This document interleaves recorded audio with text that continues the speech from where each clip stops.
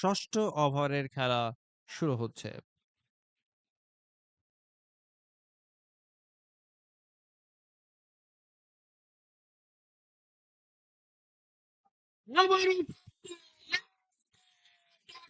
Drive out of the park.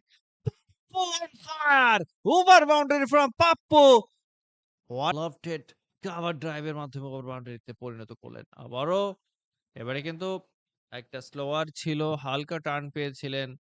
এবারে কিন্তু Pappu soft হ্যান্ডে cow corner অঞ্চলে খেলেছিলেন এবং একটি Salauddin Pappu.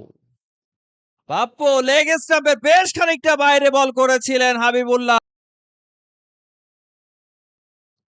Papu loved it off dive, flying and out of the park, over boundary from এখনো পর্যন্ত বল করতে এসেছেন।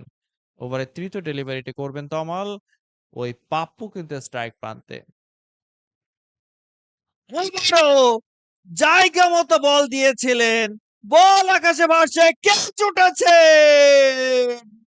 মাই গুডনেস, আনবিলিভেবল। পাপ্পুর ক্যাচ মিস করলেন এবং এবারে কিন্তু যে আপনাকে কতটা চড়াও দিতে হতে পারে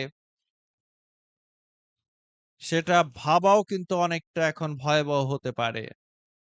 যাই হোক, ভেরি লাকি আমরা কি পাপ্পুর কাছ থেকে এই টুর্নামেন্টের ১ম সেঞ্চুরিটা দেখতে পেতে পারি।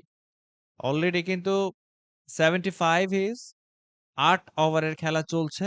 সুতরাং পাপ্পু যদি আজকে একটা সেঞ্চুরি এখানে হাঁকিয়ে দেন, অবাক হওয়ার মতো কিছুই থাকবে না। বরং সেঞ্চুরিটা যদি আমরা না দেখতে পাই, সবাই আশা করি অবাক হতে পারেন। পরে বল পাপ্পু স্ট্রাইক প্রান্তে। এবারে কিন্তু পাপ্পু কামাল।